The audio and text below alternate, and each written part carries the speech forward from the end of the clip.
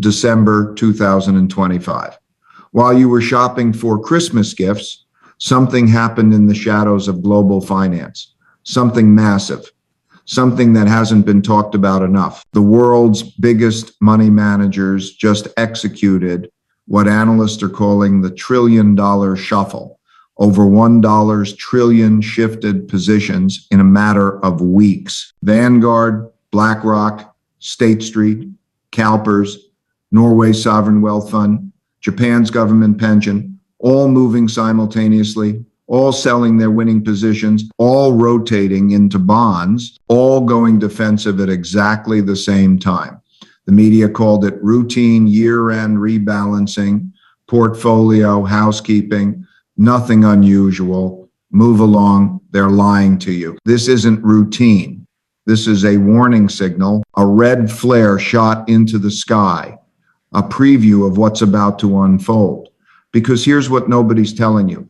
This exact pattern has played out 3 times before in recorded history. Rome, Weimar, Germany, medieval Europe, and every single time it preceded complete economic collapse. Right now, January 2026, the United States national debt stands at $38.4 trillion.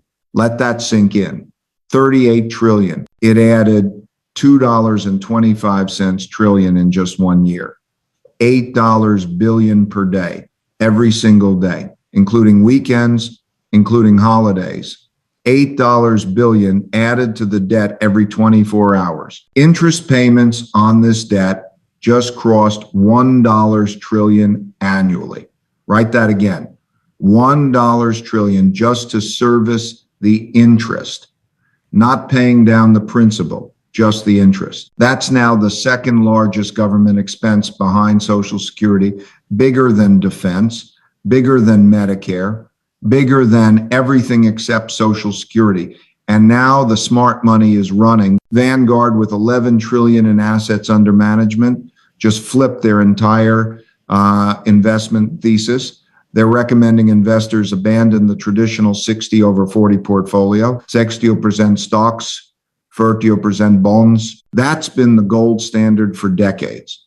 The safe, boring, reliable allocation that financial advisors have preached since the 1982nd. Vanguard just said, flip it, go 4,060. 40% stocks, 60% bonds, more defensive, less risk, lower returns, but safer positioning. Their chief economist called it a tectonic shift, not a small adjustment, not fine-tuning, a tectonic shift.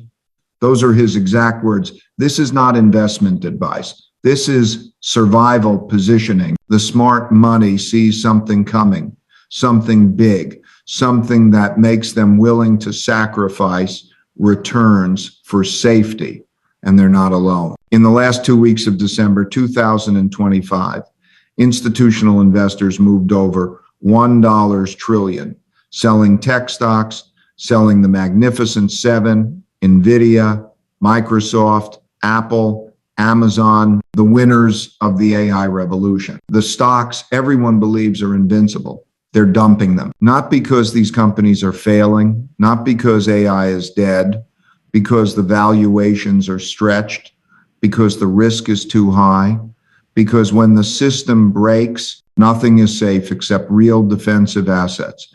This is not a prediction. This is not speculation. This is pattern recognition. And the pattern is absolute. Let me show you. Every great financial system follows the same 4-stage pattern. Every empire, every currency, every government that tries to spend its way out of fiscal reality, the pattern is unchangeable, inevitable, mathematical. Stage 1, the foundation. Every system starts with sound money, real value, backing the currency, gold content, silver backing, something tangible you can hold, something that cannot be created from nothing. The government spends what it collects. Citizens trust what they hold. Trade flourishes naturally. Prices stay stable because The money supply grows slowly, matching actual economic output. This is the foundation, the starting point, the moment before the temptation becomes too powerful to resist. Stage 2, expansion and debasement. But then something changes. War, infrastructure projects, social programs, imperial ambitions, crisis spending. The government's appetite exceeds its income. Tax revenues aren't enough. The population resists higher taxes. But the spending must continue. The promises have been made. The obligations are mounting. So they discover the shortcut, the trick, the seemingly brilliant solution. They debase the currency. At first, it's subtle, barely noticeable, just a small reduction in precious metal content, just a slight increase in money supply, just a temporary measure until prosperity returns. Nobody notices at first. The coins still look the same. The bills still have the same numbers printed on them. Life continues normally, but the government has crossed a threshold. They've discovered how to create purchasing power without creating value, how to spend without taxing, how to make promises without constraints. And once discovered, this power is impossible to resist.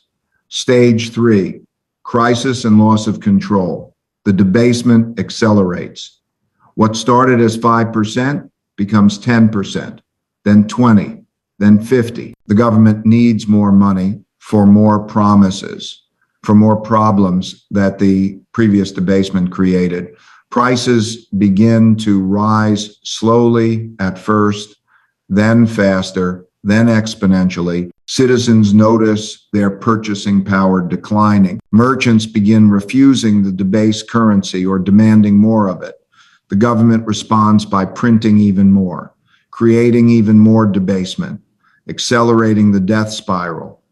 Trust evaporates. People start hoarding real assets, land, commodities, gold, anything with actual value independent of government promises. The velocity of money increases as everyone tries to spend the worthless currency before it loses even more value. The government implements price controls, wage freezes, mandatory acceptance laws, capital controls, everything designed to force people to accept the garbage currency. Everything fails.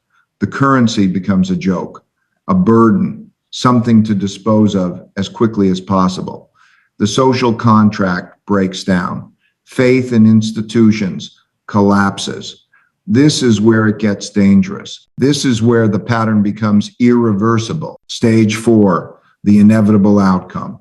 The system breaks completely. The currency hyperinflates or gets abandoned entirely. Trade collapses back to barter. The government loses its ability to fund basic functions.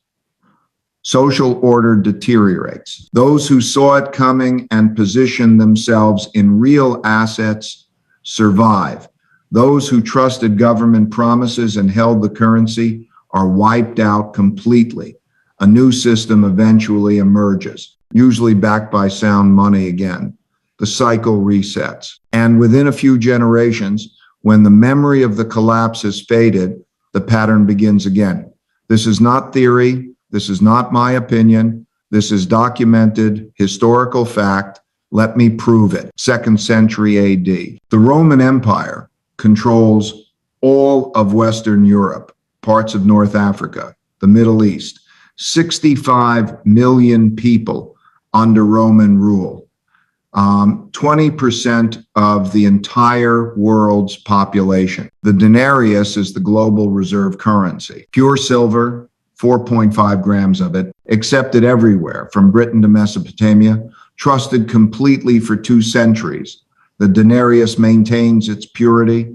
The empire thrives. Trade routes span 3 continents. Roman engineering builds roads that still exist today. Aqueducts, cities, the legions defend the borders. Tax collection is efficient. The budget mostly balanced. This is stage 1, working perfectly. But maintaining an empire is expensive. Military campaigns cost fortunes. The borders keep expanding, requiring more soldiers, more forts, more administration. Social programs multiply. The Roman grain dole feeds hundreds of thousands. Entertainment costs soar. Nero builds his golden house. The silver mines are depleting. Revenue can't keep pace with spending. So Nero makes the fateful decision in 64 AD. He reduces the silver content from 100% to 93%, just 7%, barely noticeable, just a temporary measure. Subsequent emperors follow suit. Each one debases a little more. By Marcus Aurelius, the denarius is 75% silver. The foundation is cracking. Look, I'm not asking you to believe me. I'm asking you to look at the data yourself. Every single source is linked in the description. U.S. Treasury official databases, congressional reports, Federal Reserve data, real-time debt trackers. It's all there. Bookmark those links, check them weekly, watch the numbers climb in real time, because once you see it with your own eyes, you can't unsee it. And that's when you'll understand why the smart money is moving right now. 3rd century AD, the crisis of the 3rd century, historians call it. The Antoninianis replaces the denarius. It's supposed to be worth 2 dinar, but weighs only 1.5 times as much. By 250, AD coins are barely 5% silver. Bronze cores with thin silver coating. The coating wears off within weeks, revealing the fraud underneath. Prices explode.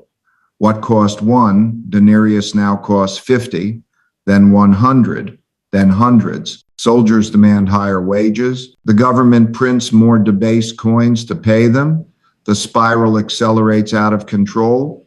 Emperor Diocletian in 301 AD issues the edict on maximum prices, price controls on over 1,000 goods and services, penalty for violation, death, execution for charging too much for bread.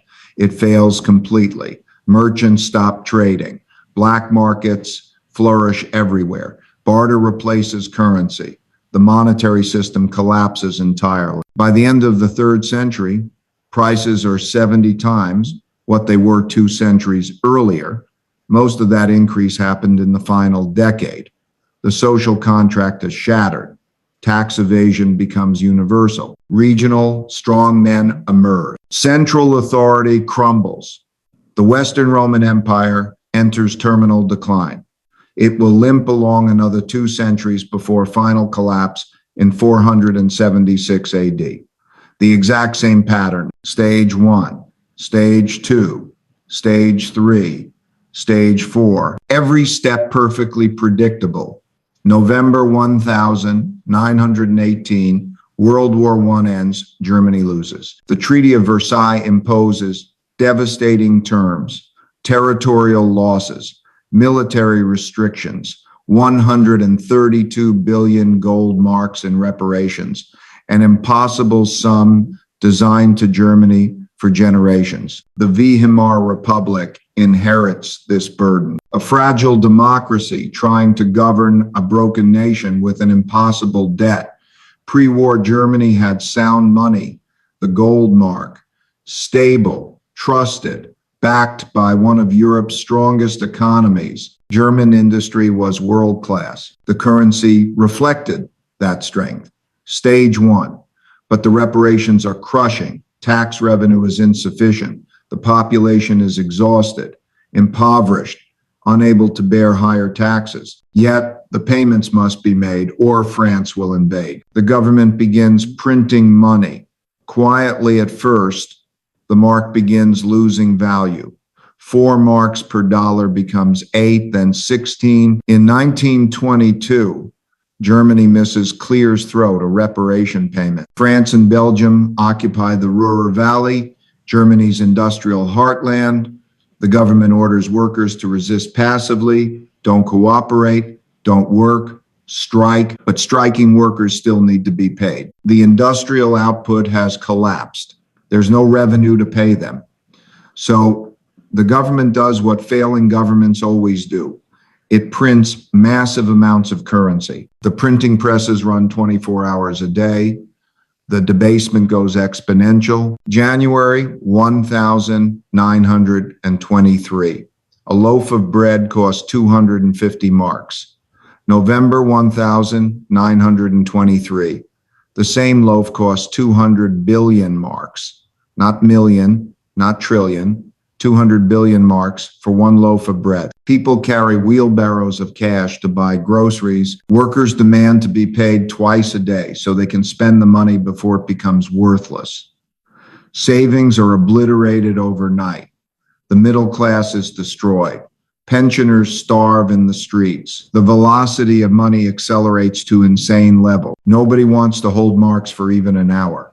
Real assets become the only store of value. Land, gold, foreign currency, anything except marks. Social order breaks down. Political extremism surges. The conditions that will bring Hitler to power 10 years later are being created in real time. By November 1923, the exchange rate reaches 4 trillion marks per dollar. The currency has become functionally worthless. The government abandons the mark entirely and introduces the rent mark backed by land mortgages. The hyperinflation ends, but the damage is permanent. An entire generation's wealth has been confiscated through inflation. Trust in democratic institutions is shattered forever. The path to fascism is paved. Same pattern, same stages, same outcome. Inevitable. Early 1600s. The 30 Years' War is bleeding. European treasuries dry. The Holy Roman Empire's German princes are desperate. Their peasant populations are broke. Tax revenue has dried up completely. But the wars must be funded. Before the crisis, German silver coins maintained consistent weight and purity. The taler, the Grecian reliable currency that facilitated trade across Europe, stage one functioning. But war is expensive. The princes discover they can debase their coinage and use the extra metal to mint more coins. Genius, they think. They hire kippers who clip the edges of coins and whippers who wash the silver off, mix coins to reuse it. They call in 10 coins, melt them down, add cheaper metals, and issue 11 coins. Instant wealth creation. Or so they believe. Each prince debases a little, then a lot. Then frantically, as they realize all their neighbors are doing the same thing in a race to the bottom.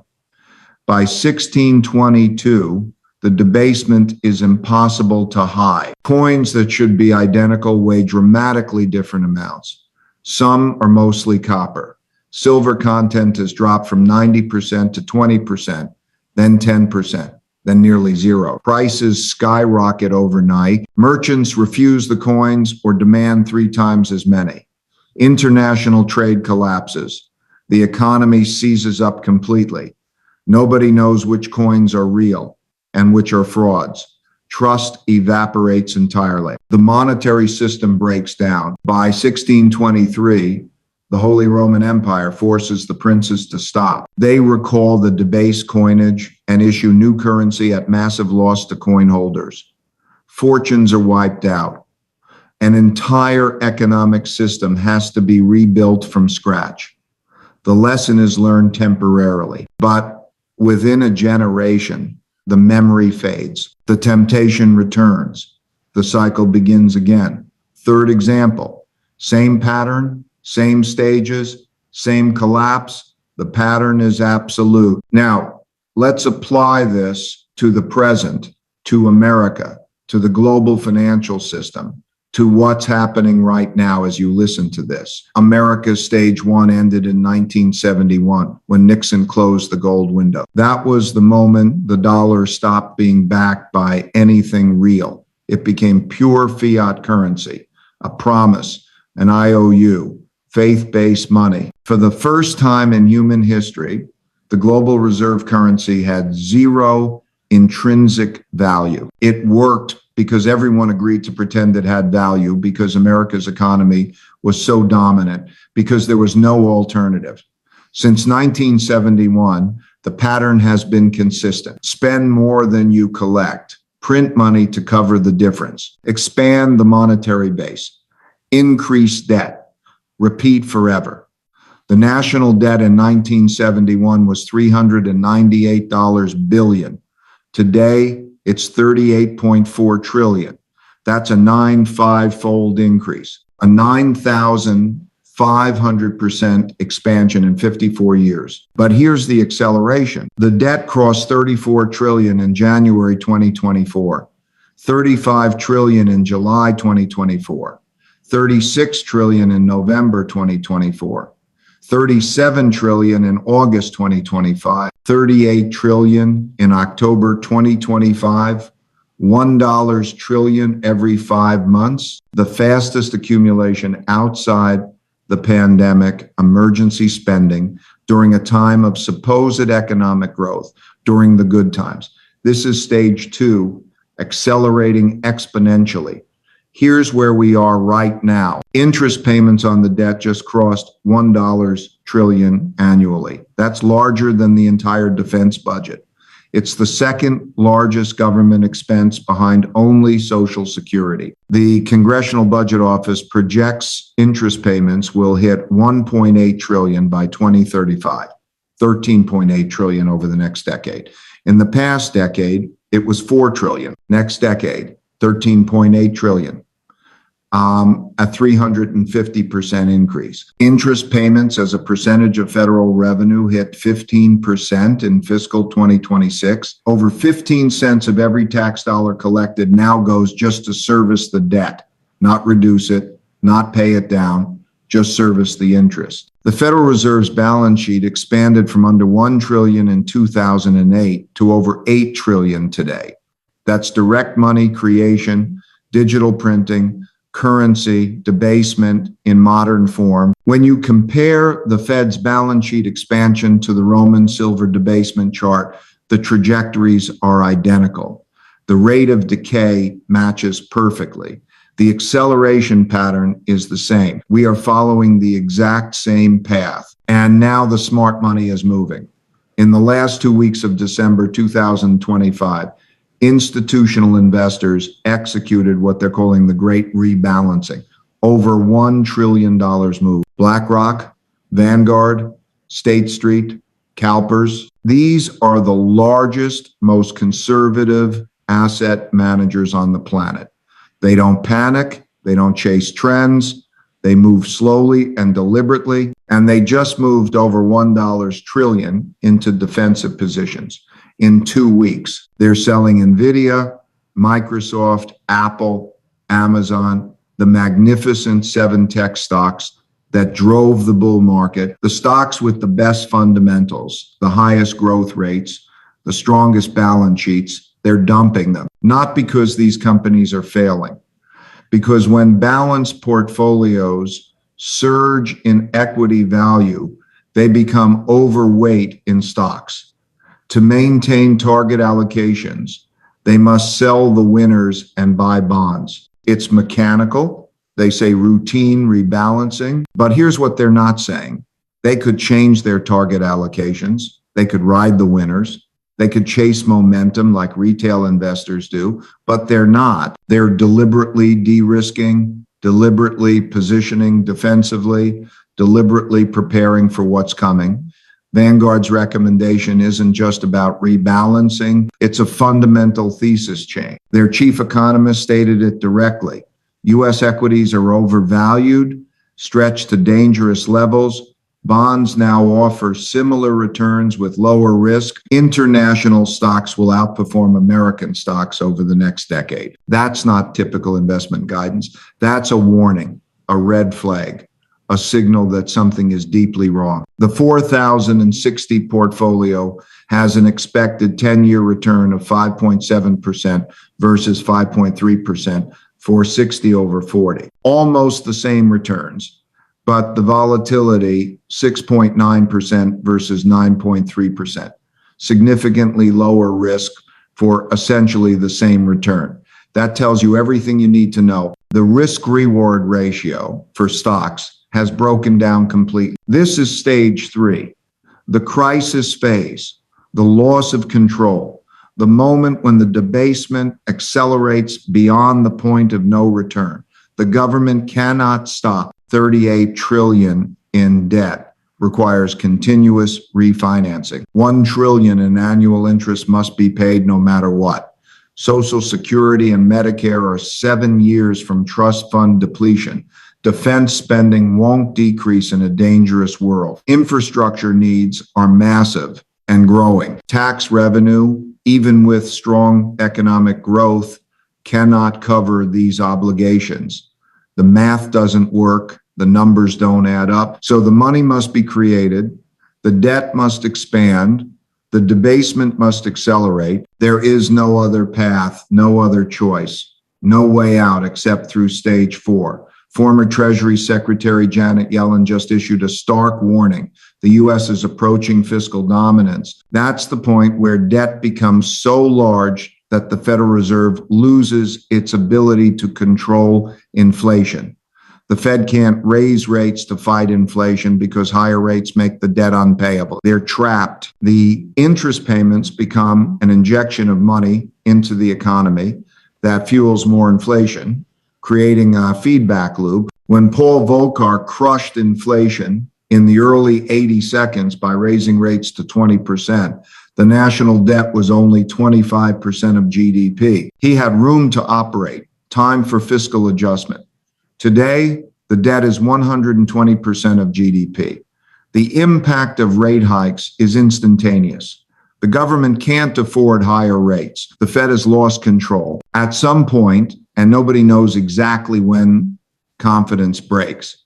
The world starts questioning whether the dollar will maintain purchasing power. Foreign central banks reduce treasury holding. Demand for dollars weakens.